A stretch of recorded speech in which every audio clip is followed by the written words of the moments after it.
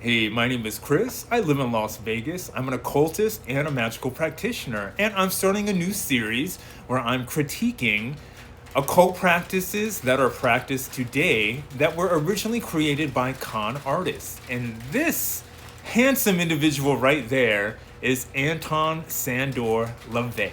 Now, if you even know who that is, his story is ridiculously interesting. So, Anton Sandor LaVey. He is the creator, the 20th century creator of the Church of Satan, okay? And his story is not unlike that of Aleister Crowley, and I believe he was a student of Aleister Crowley. So, he was a hypnotist, a ventriloquist, and a lion tamer, or a tiger tamer, one of those. But basically, he had surrounded himself with the counterculture of the 1960s and created a house in San Francisco. They painted it black, and they got a nonprofit, or rather a religious exemption, to call themselves the Church of Satan. Now, the whole idea of the Church of Satan was a rejection, being rebellious to Christianity, and the counterculture was really big on that in the 1960s.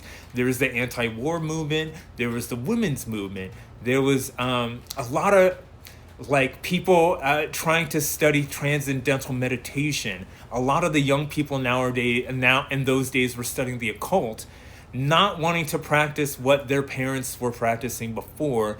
This was the counterculture of the 1960s, and this guy totally used it in spades in order to promote himself.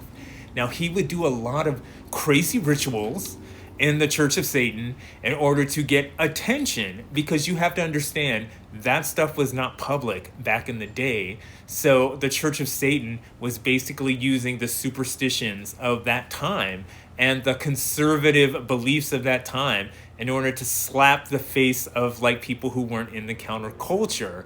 And of course, he built up a following of occultists, a following of really, really eccentric people of the 1960s and 70s to do their rituals. And they would do weird stuff in their rituals that people had never seen before. Like, he would do an altar with a naked girl on top of the altar. They would do rites. They would say the Beatitudes or the Lord's Prayer backwards as a rejection of Christianity. And the funny thing about modern day Satanism is modern day Satanism really isn't built around the worship of the biblical Satan.